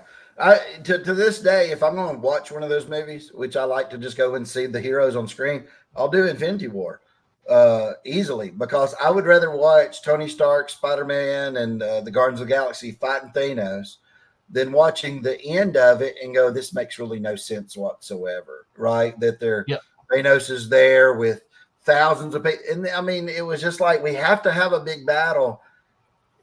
I don't know. In comics, to me, you want that one big baddie versus you can have 100 heroes over here, but it's always an underdog story. That's what comics are, heroes. But you're going to have it where there's 100,000 people on this side, 100,000 people on this side. They're just fighting. It's a big war. But in that little big old war, we're going to have Thanos, who doesn't have the Infinity Gauntlet, facing off against all the other guys. He's just trashing them there too. That didn't make sense. I would rather have saw a really good choreographed fight scene where Thanos, maybe he has the Infinity Gauntlet. I don't know. Maybe most of the stones or something to give him more power. But have that big battle that we saw in the comics where they were in space and there's death. They got rid of the whole death thing. And to me, that thing, the Thanos in the movies is neat, but that's not Thanos in the comic books. That's a totally different creature. Yeah. I think he's got more humility, more humanity in the movies. In the comics, he courted death. He didn't. Yeah, that's his girlfriend. Yes. And to me, that would have been a so much better story on screen, that he's sitting there killing all these people because he wants to court death. Well, you talk about going back and watching these older movies, and I find that the two that I gravitate toward the most, if I was just going to pop on and play one right now, are Captain America First Avenger and Iron Man, the original. Wow. Those are the two I play the most. The original Iron Man doesn't have much action or anything in it. It doesn't even have a big, long third act. It don't even have like a big battle. They just go right up in the air and stuff. So I don't need a huge battle there. You just like the interactions with the characters and the I just want a good story. And I got to tell you, my favorite movie of the MCU by far is Captain America First Avenger. And it's because they got the character of Steve Rogers right. Yeah. Because they gave it room to breathe and they told his story. And you got to see that it transformed him physically, but it just augmented the awesomeness that was already there. Yeah. I love that. The first movie is really good. It's so good. It is my favorite by far of all the MCU. Have you noticed though? Okay, after you watch that, then you watch Avengers, which I guess that's the next thing he appears in, and that's what's his name who did it? Who directed that? The guy from Joss Whedon. Yeah, that Captain America I did not like at all because they had nothing for him to do. Right? Like he's like, policeman, go over there and you do this, and I'll do. It's like they didn't know what to do. Then Winter Soldier comes out, and that Captain America is awesome. Well, right? That's because that's when the Russo brothers took over. They took over. And so then you go back to Avengers Age of Ultron. That's still Whedon, right? Yep. Captain America he gives orders and stuff, but he doesn't like interact. Remember, they had to give him in the first one, something to do. So Iron Man on the big ship, remember, he had to go in there and just hit something so Iron Man could fix they had nothing for him to do. And then, but by the, of course, Infinity War and stuff, you've got a different Steve Rogers. He's more that he can actually fight. You would be scared to go up against him. And those other ones, he had the super soldier formula, but he doesn't. He fights like the smallest peon soldiers. Where I think if the Russo's brothers had done the first Avengers movie, he would have been attacking the big ships and everything with his shield. They filmed action better and then changed Steve to be more, I don't know, just more awesome. An actual battlefield commander. Yeah. Yeah. So I really enjoyed that when that part of Captain America. It took it from when I first saw him in the first movie, I went, wow, love Captain America. To when I saw my Avengers, I went, wow, he's my least favorite of all these. And then when they got up to where Infinity War and stuff, I'm like, from Civil War and from Winter Soldier, he was on top of my list again. I was like, Captain America's awesome. Him fighting Iron Man in Civil War, ooh, I love that one too. So I really liked Captain America by the end, and of course, then he leaves. See, out of all those movies, as weird as it sounds, my favorite one was Thor. I love the whole unworthy Thor story. The very first Thor? Yeah, the very first Thor.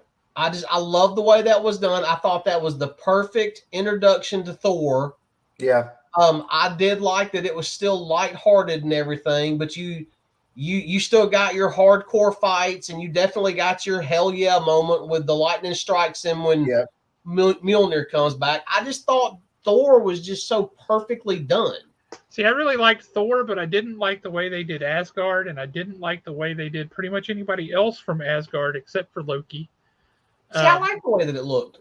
Asgard, like the Warriors 3, for example, like Volstagg, he just looked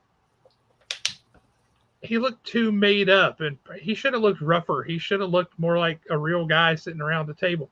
And also, he was kind of stocky, but he wasn't fat. And he's supposed to be fat. Yeah, he's supposed to be huge.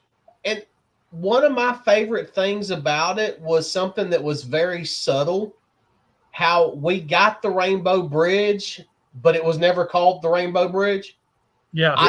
I love the way they did that. I thought that was great. Yeah. Yeah, I mean, to me, that was a nice nod to our generation because we remember those cartoons. Well, do you think it was because both of y'all like movies from the phase one, because they actually went after bigger directors at that time and let them do their vision, right? I don't think so. I think, I mean, if you look at it like the original Iron Man movie, Iron Man was a C-list character at Marvel in the early 2000s. If C-list, he might have been D-list by that point.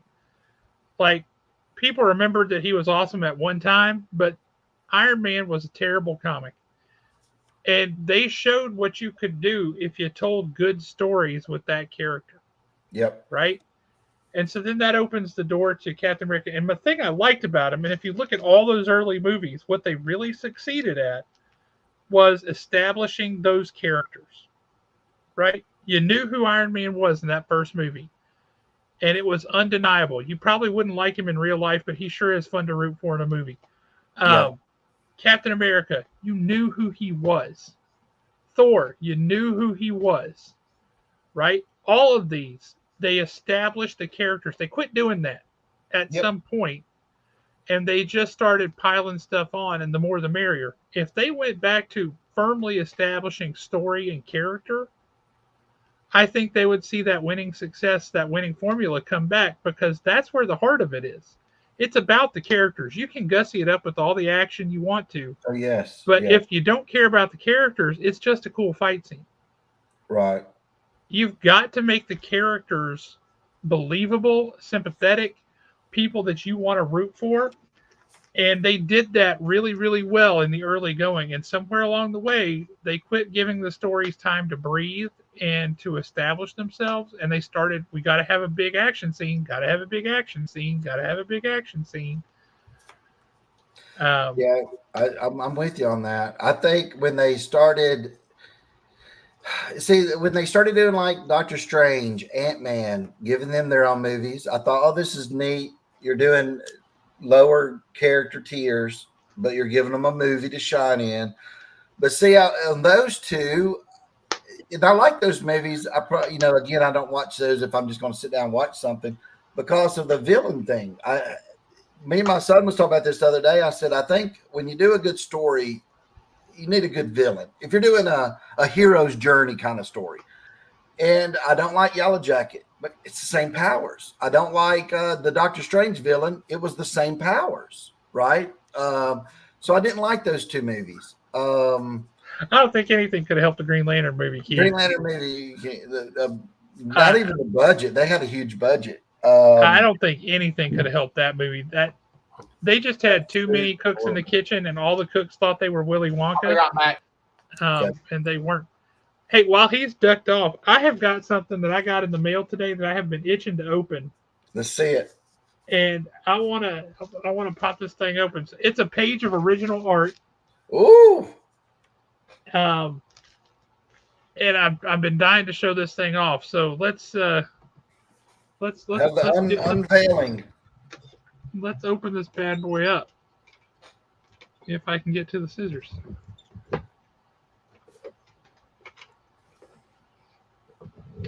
So as you've noticed up at the shop, I like to display original comic art.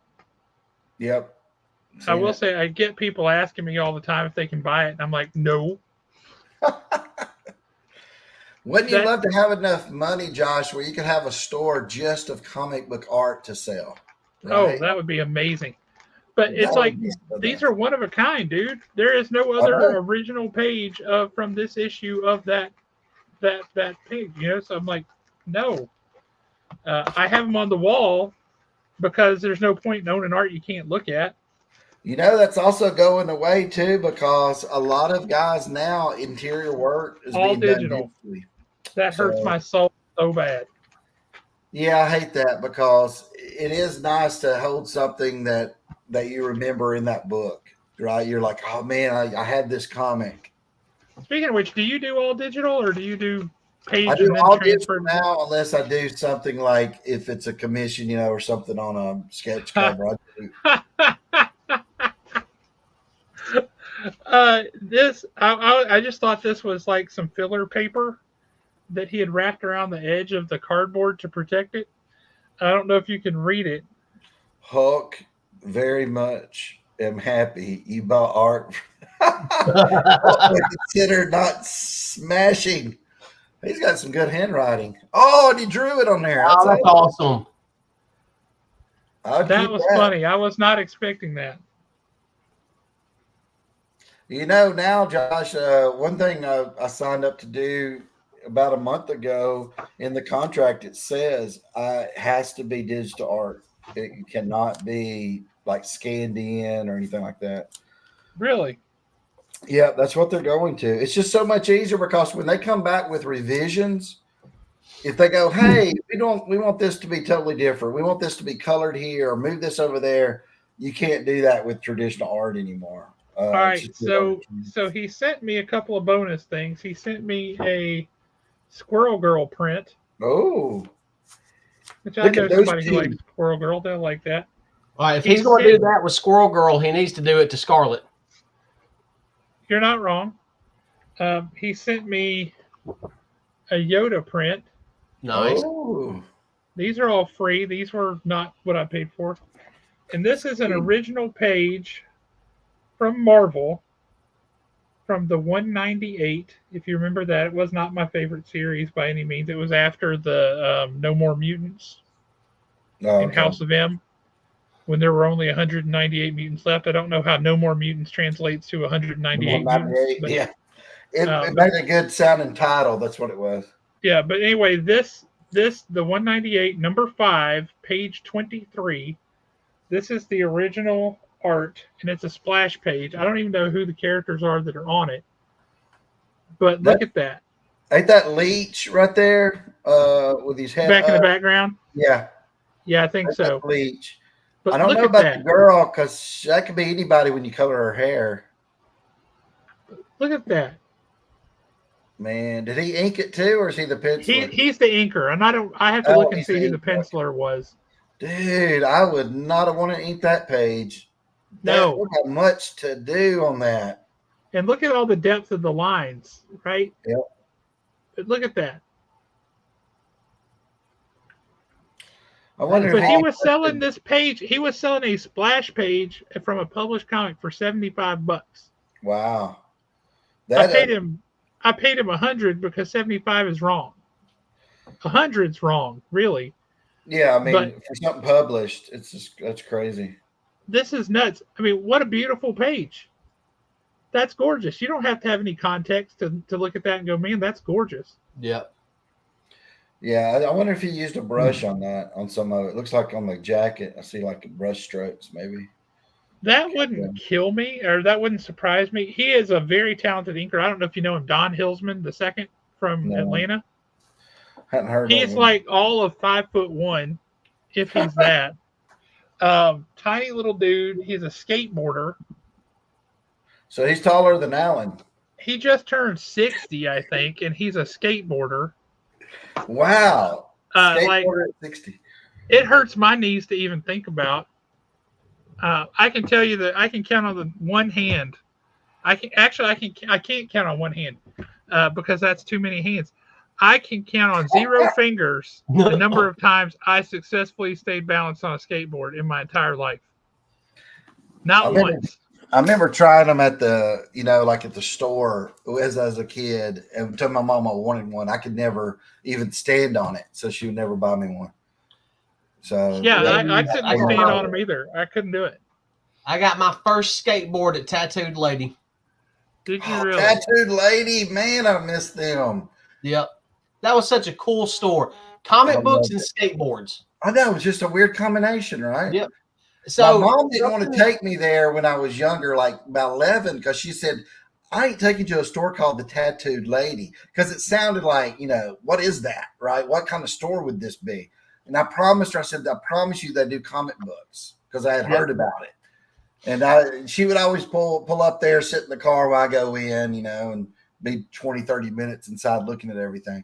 I bought so many comics. The thing at Tattooed Lady that cracked me up was back toward the back.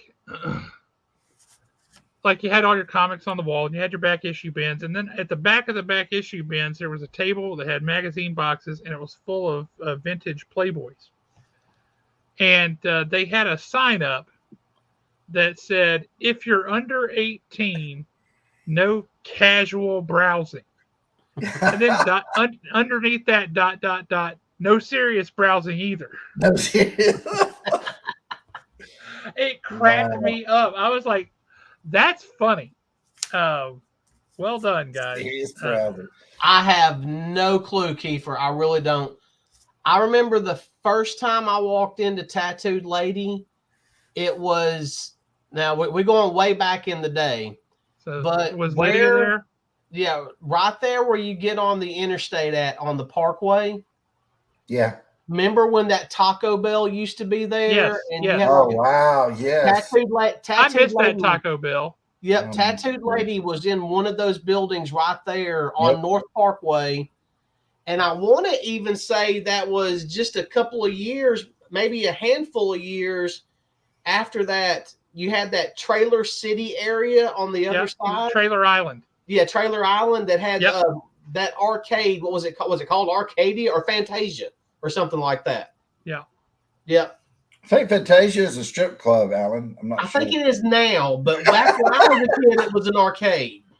Mountasia was the cool putt-putt course that I loved. Yeah, I remember that. Yep. But man, I would go over there to Toys R Us and then hit Tattooed Lady afterwards, right? Yep. Because it was closed. Well, Tattooed Lady there for the longest was in the shopping center on the corner of Oakwood and the Parkway. There across the street from Kroger. And there was that shopping center there where Big Lots is now. Right. And Tattooed Lady was in there forever. And for a little while, they were actually in that little bitty strip mall at the corner of Oakwood and Pulaski Pike. Do you remember there was a comic? Well, yeah, because that's where Big Ed's Pizza first opened. Yeah, and Tattooed Lady was in there too. Yeah. The medical mall now, y'all know what that is? Yes, yes. Mall, right? Okay. Steve's Cards and Comics used to be in there. That's what it was. Okay, that's where I bought Spawn #1. Was at that time. I remember tiny little store. Jennings was out of it. I went there and he had some on the rack. And Steve's Cards and Comics. I'm shocked we had that many comic book stores in the late 80s and 90s in Huntsville. That's shocking because we had Jennings, we had that, we had Tattooed Lady, we had the comic shop. Yep. Comic shop on Andrew Jackson. Empire was over by Parkway City Mall. Yep. They primarily dealt in sports cards, but they had Yep. they had a few comic books, but not many. Yep, that's right. Well, as far as I remember, Jennings, the comic book store in Jennings, actually was called the Comic Corner, and whoever owned that moved it out over there, beside Walmart, where the store was. On there on the And Parkway. then Yep. Jennings just people was complaining, "Where's the comics?" So he started still carrying stuff from Diamond or whatever. But then whoever owned that owned it for years. I don't know how many times it switched his hands. Then Mike Kenney finally got it over there on the Parkway. So here was the deal on Comic Corner. When Kim King owned it, and when it moved out of Jennings, it moved over onto the Parkway. Right. Yep. Well, then you had 3 other guys ended up going into business with Kim because it was kind of suffering. And then one of them, I cannot remember his name. He was in Eddie Watkins was in was one. One of those guys was a doofus, though. Yeah. There was one of the doofus coming. No, the dude. I'm getting to him.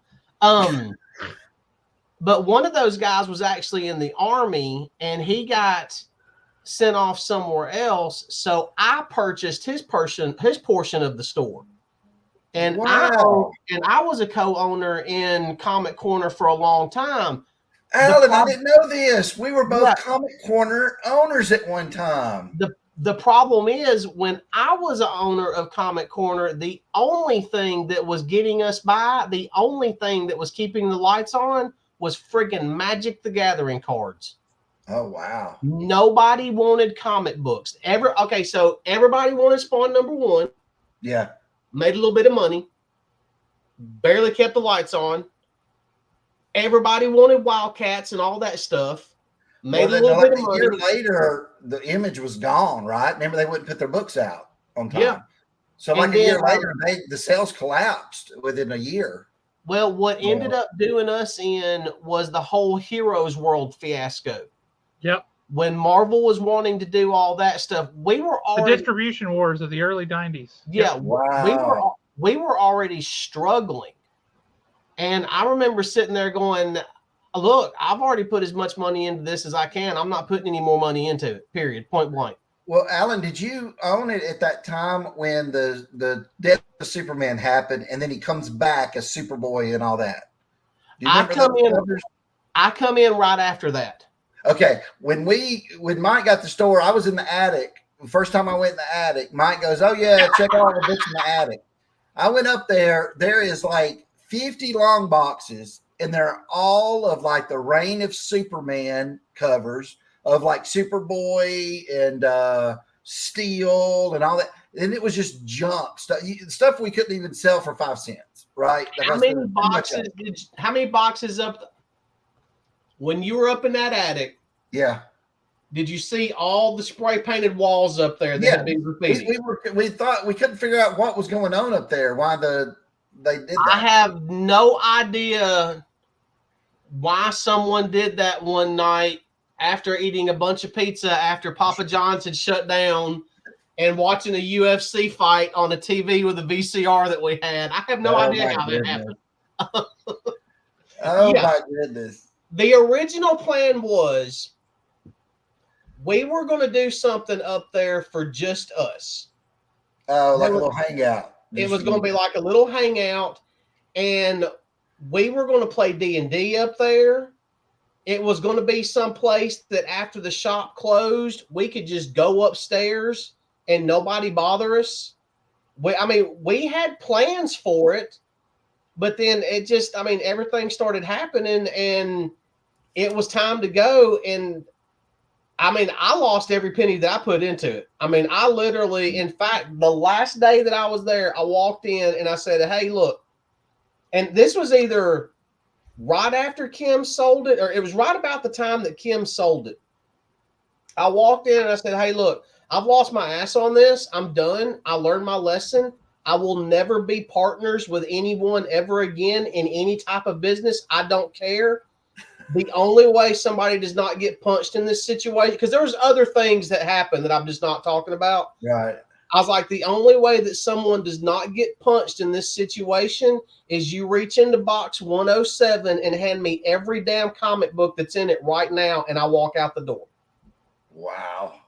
And I just want to know what comics were in there, because that's it. Was depending on what week it was, it might not have been a good deal. It really wasn't. It really wasn't. But to me, at the time, it was more symbolic than anything else. I was getting something out of that damn store, right, as much as I had put into it. And this person started to ring it up, and as their finger went toward it, I went, you're getting closer to a broken finger. And I picked my comics up, and I walked out the door, and I never stepped foot in there again. Man, I did not know this at all. So I probably showed up about a year or two later. I think I got there in 96. Yeah. So by then, Kenny had the store. I remember, though, around the time you had been there or someone else, it was when I was about 17, so around 92. I had went there, and whoever was working, I said, hey, I'm an artist. I got these printed up on photocopy. So it cost me 25 cents to make a photocopy of it. And it was some of my artwork. And I was handed it out, said, I'm going to be a comic book artist one day. And I was, if you ever need anything done for your store or something here, I just want to give you this. So they had some of my artwork there at the Comic Corner. They never posted it up or anything, though. But there was only ever really and truly one guy that actually worked it. He was there 7 days a week from open to close. He was a co-owner also. Whenever he needed a break, I would go in and work it. A lot of times I would go up there and work Saturday nights. And there were times that I was sitting there on a Saturday night at freaking 15 till 9 going, why didn't we close at 5? Why because there's nobody showing up. Yeah. Yeah. Why are we staying open till 9 o'clock and there's nobody coming in? And the only thing we're ultimately doing is I'm either running up the utility bill. Yeah. Either one of my buddies or Christy was having to drop me off freaking Wendy's, or I was eating at Papa John's and we're running up the electricity bill. I remember when I took over because I didn't really care when Mike Keeney owned it. I'm getting paid regardless of who's, if we had sales. But when I had invested interest in it, when I was owning it, we brought in it was an anime club or something that came out for the weekend. So they were there like Friday and Saturday nights from like 5 o'clock till like midnight. We'd get Alex. Alex would work it, and dude, they brought in a lot of money because they weren't going to buy merch, right, or the comics and stuff.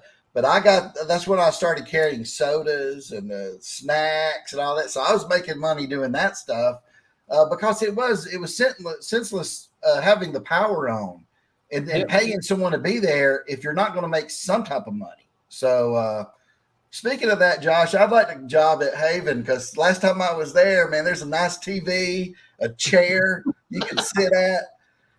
We didn't have that back in the day 20 years ago, right? We had a TV, but you couldn't sit.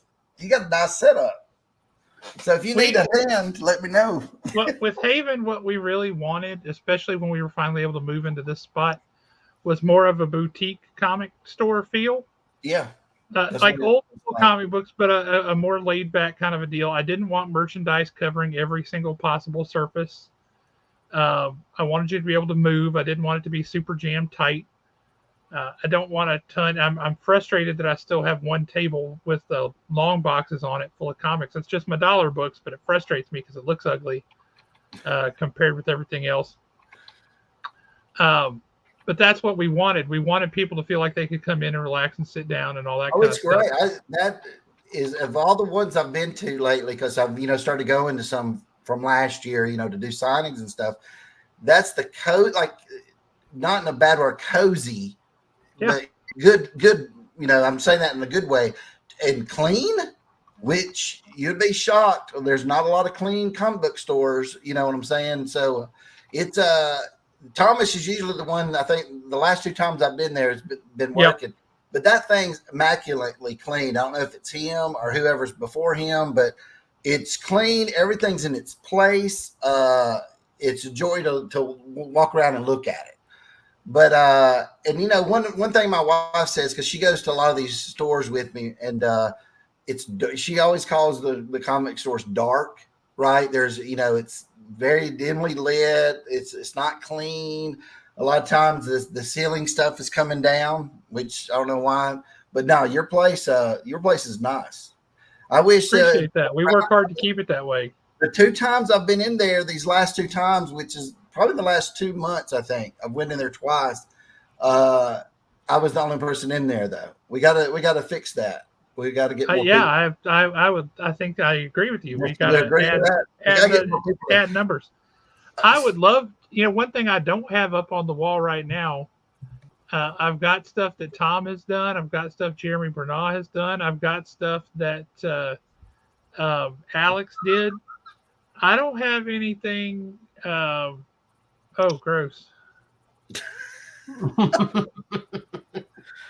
I've got to go to that Quest Comics in Georgia. Dark, moist dungeon in an old sock I'm not factory. worried about the moist part. Me too. That, but it does not bode well. I think him and Dustin did a live stream one time when they were riding around looking at comic book stores in Atlanta or in Georgia, and they went in there. I vaguely remember that too. Yeah. But I don't have a piece of original art from Mark Spears on the wall in there. I'm just saying. Okay, I'll have to draw you something up. I guess it'd be G.I. Joe. I was going to do you. Remember, you wanted a Destro or something. Yeah, because I wanted something where you could play with your colors that you do, right? So I was thinking Destro's face with the reflection of like Snake Eyes coming in. Okay. Like right. kicking or whatever. I don't care. But just that way I get 2 characters for the price of 1, but you have something to play with. And I didn't want to just do Cobra Commander's face because that's just okay. It's a mirror. Yeah, whatever. There's nothing on Cobra Commander's boring. Face. Yeah, I'll definitely do that. We'll let's do a signing. Do you think we can get enough people in there to do a signing of some of these books that come out in August? Because Spawn just came out yesterday. Violator, and then cover, there'll be another Spawn and Green Lantern, I think, this month. So if you think we can drum up enough, people will come out on a Saturday or Wednesday, whenever you want me to do it. We'll come in there, sign some Green Lanterns and some Spawns, and then I'll do it again when the Monsters comic comes out, like 1st October or end of September, whenever that is. So that's what I was going to ask, because you talking about that. I was just thinking about that. When Monsters 1 comes out, and I mean, I don't know anything about them other than, what we've talked about.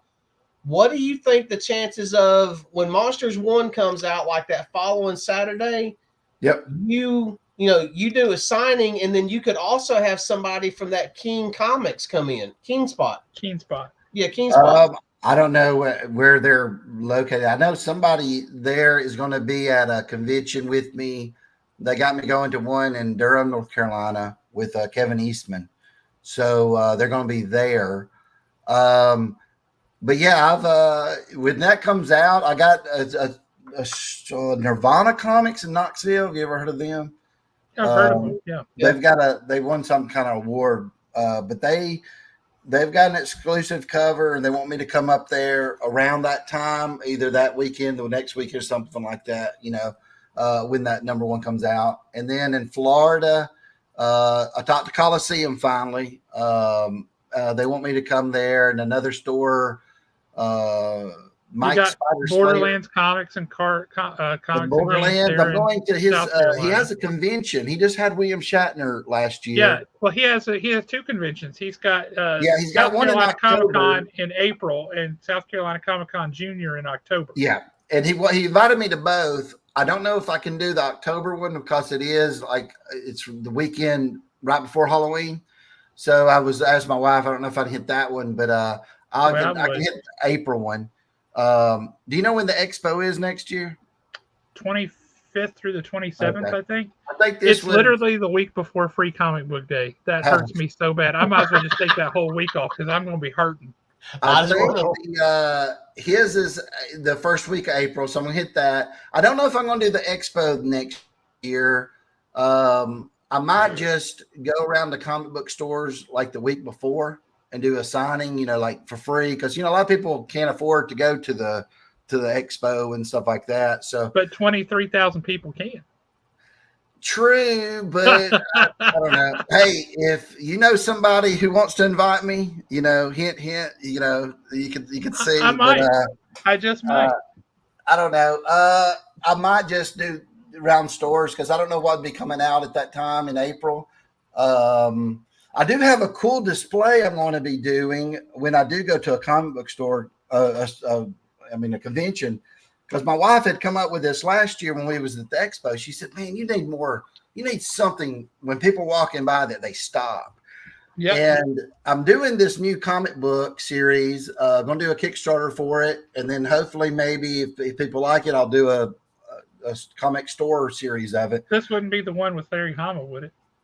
No. That is I'm only doing the cover for that. The Werewolves and Mounties. I got to do an interview with Larry August 15th. It's him, Guy Dorian Sr. and Larry. We're all got to be on some kind of show. So I'll tell Larry that you said, hey, that you're one of his biggest fans.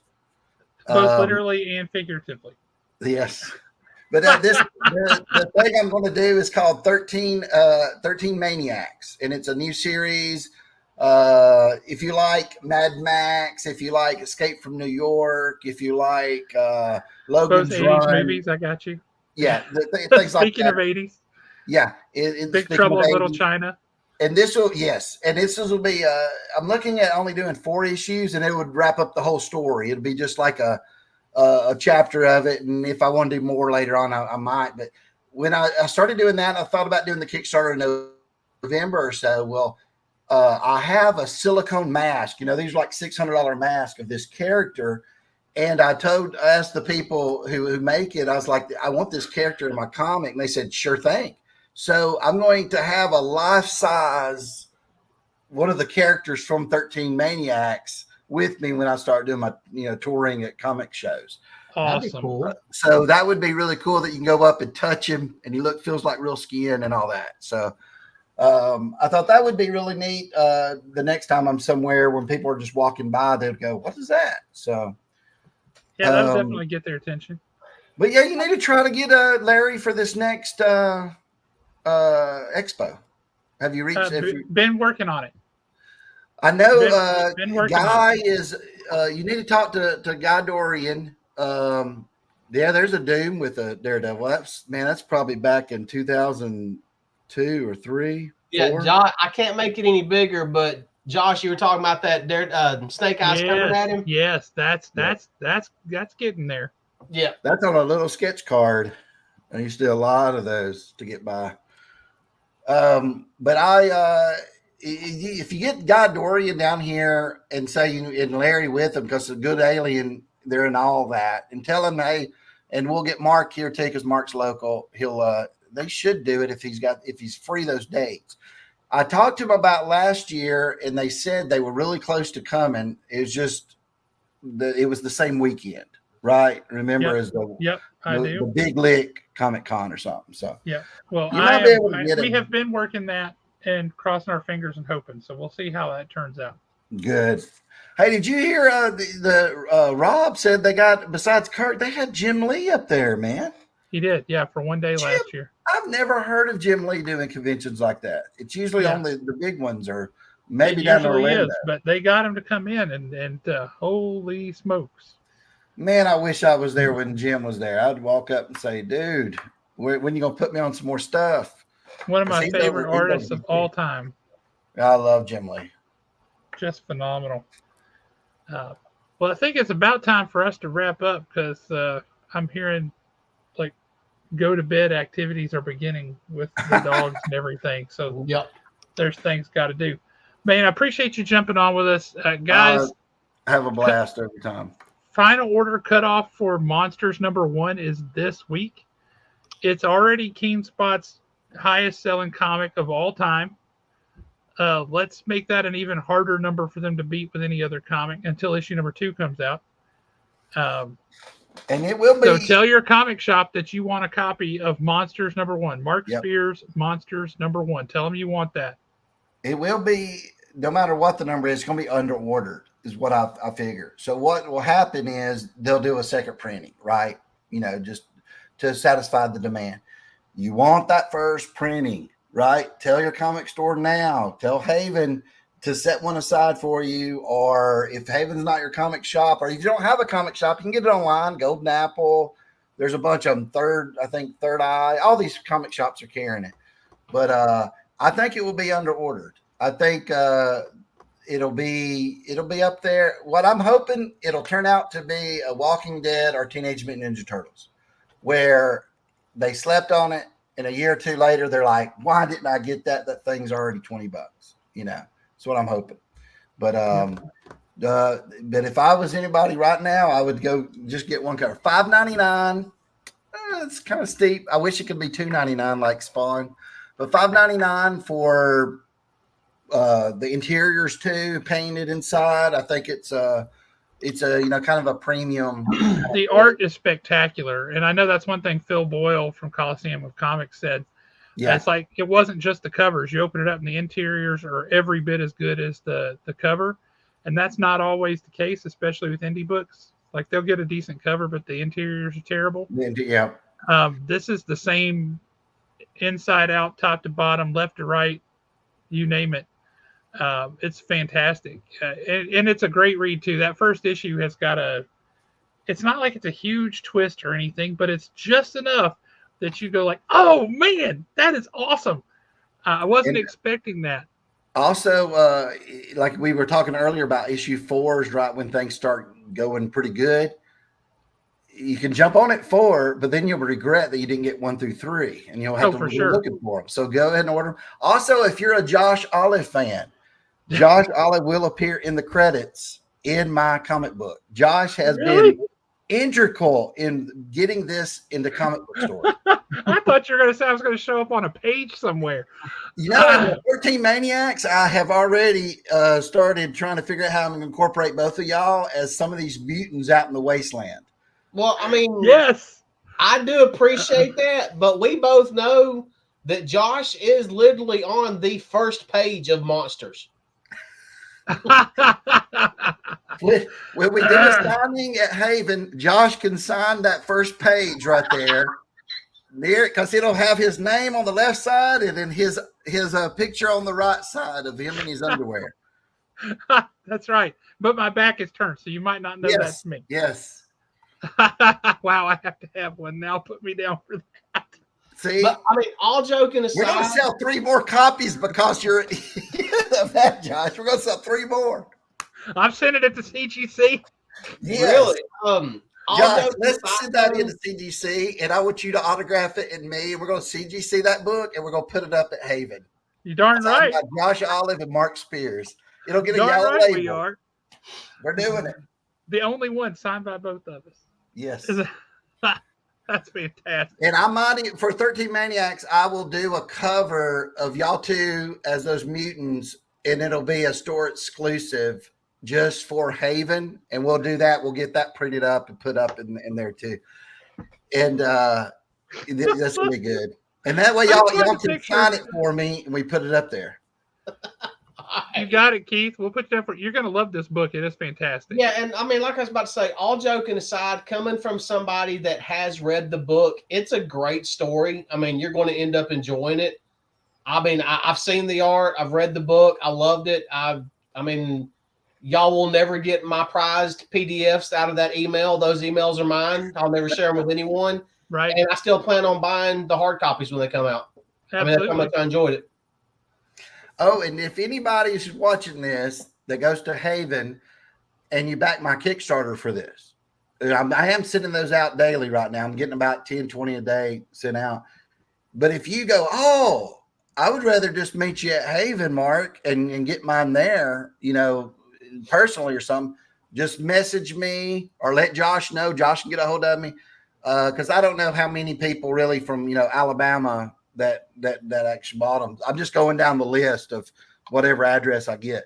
But if you do want to pick it up at Haven, just reach out to Josh or reach out to me, and I'd be happy to drop by there one day and hand them off to you. So, And we also backed the Kickstarter for the store, so we'll have some copies to sell before it comes out from Keen Spot. So you can get 2 different versions of number 1, and I strongly recommend it. Yeah, and this is because you probably got a little bit. I tried to make it a little bit different. You'll recognize it by the logo, and also the covers are different for the ones you get at the store. So awesome! It's going to be exciting. The retailer level from Kickstarter, when will those be on the shelf at the store? Whenever I get those to you. Where when you bought it, was it under your name, Josh, or was it under? Probably. Because I did back it at the retailer level. Okay. Just let me find it, and I can. Once I know what it was that you got, I'll gather it up, and I can drop it off maybe this weekend or something. Yeah. No hurry, man. Just whenever you get around to it, because I'm anxious to have that on the shelf and put that in people's hands. Yeah, and I'll bring out my werewolf or something the day I do a signing out there when it comes out. We'll get the big people take their picture with it or something. But yeah, we'll announce some dates soon, but maybe the end of August whenever that new spawn comes out. I'm not sure. It might be the last weekend of August or last Wednesday. Maybe I can come out there that Saturday, sign those 2 spawn and the Green Lantern and Rat City, and you still got some Zods out there too. Couple, yep. We'll sell them all, and then a month later when the Monsters comes out, and we can go ahead and pre-order some of those Monsters. Then go ahead and if people hadn't known about it, they can go ahead and reserve it that day. Yeah, absolutely. So we'll get some dates set for that. And bring your Lobos. Yeah, bring Lobos. I do got some Lobos. That was a 1 in 25 variant, so that was hard to get. Oh man, look at that! That's a beautiful book. Nice, gorgeous. All right, folks. Lobo giveaways. We'll see. But y'all have a great night, everybody, and we will catch you next time. So y'all stay out with trouble.